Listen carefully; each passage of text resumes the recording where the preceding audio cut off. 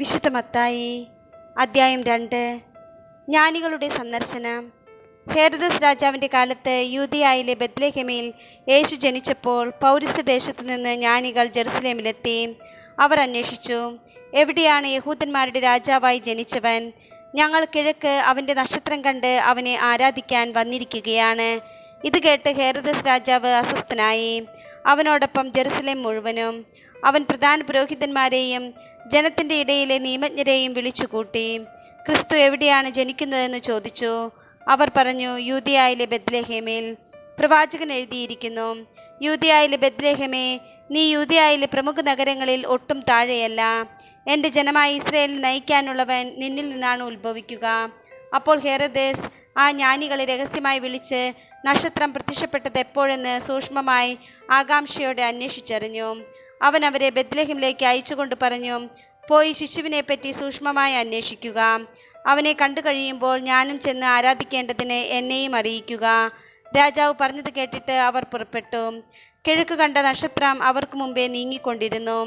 അത് ശിശു കിടക്കുന്ന സ്ഥലത്തിന് മുകളിൽ വന്നു നിന്നു. നക്ഷത്രം കണ്ടപ്പോൾ അവർ അത്യധികം സന്തോഷിച്ചു. അവർ ഭവനത്തിൽ പ്രവേശിച്ച് ശിശുവിനെ അമ്മയായ മറിയത്തോടുകൂടി കാണുകയും അവനെ കുമ്പിട്ട് ആരാധിക്കുകയും ചെയ്തു. നിക്ഷേപപാത്രങ്ങൾ തുറന്ന് പൊന്നും കുന്തിരുക്കവും മീറയും കാഴ്ചയർപ്പിച്ചു. ഹെരോദേസിൻ്റെ അടുത്തേക്ക് മടങ്ങിപ്പോകരുതെന്ന് സ്വപ്നത്തിൽ മുന്നറിയിപ്പ് ലഭിച്ചതനുസരിച്ച് അവർ മറ്റൊരു വഴിയെ സ്വദേശത്തേക്ക് പോയി. ഈജിപ്തിലേക്കുള്ള പലായനം. അവർ പോയി കഴിഞ്ഞപ്പോൾ കർത്താവിൻ്റെ ദൂതൻ സ്വപ്നത്തിൽ പ്രത്യക്ഷപ്പെട്ട് ജോസഫിനോട് പറഞ്ഞു, എഴുന്നേറ്റ് ശിശുവിനെയും അമ്മയെയും കൂട്ടി ഈജിപ്തിലേക്ക് പലായനം ചെയ്യുക. ഞാൻ പറയുന്നതുവരെ അവിടെ താമസിക്കുക. ഹെരോദസ് ശിശുവിനെ വധിക്കാൻ വേണ്ടി ഉടനെ അന്വേഷണം തുടങ്ങും. അവൻ ഉണർന്ന് ശിശുവിനെയും അമ്മയെയും കൂട്ടി ആ രാത്രി തന്നെ ഈജിപ്തിലേക്ക് പോയി. ഹെരോദസിൻ്റെ മരണം വരെ അവിടെ താമസിച്ചു. ഈജിപ്തിൽ നിന്ന് ഞാൻ എൻ്റെ പുത്രനെ വിളിച്ചു എന്ന് പ്രവാചകനിലൂടെ കർത്താവ് അരുളി ചെയ്തത് പൂർത്തിയാകാനാണ് ഇത് സംഭവിച്ചത്. ജ്ഞാനികൾ തന്നെ കബളിപ്പിച്ചെന്ന് മനസ്സിലാക്കിയ ഹെരോദസ് രോഷാകുലനായി. അവരിൽ നിന്ന് മനസ്സിലാക്കിയ സമയമനുസരിച്ച് അവൻ ബെത്ലഹേമിലെയും സമീപ പ്രദേശങ്ങളിലെയും 2 അതിൽ താഴെയും വയസ്സുള്ള എല്ലാ ആൺകുട്ടികളെയും ആളയച്ചു വധിച്ചു. ഇങ്ങനെ ജെറേമിയ പ്രവാചകൻ വഴി അരുളി ചെയ്യപ്പെട്ടത് പൂർത്തിയായി. റാമായിൽ ഒരു സ്വരം, വലിയ കരച്ചിലും മുറവിളിയും. റാഹേൽ സന്താനങ്ങളെക്കുറിച്ച് കരയുന്നു.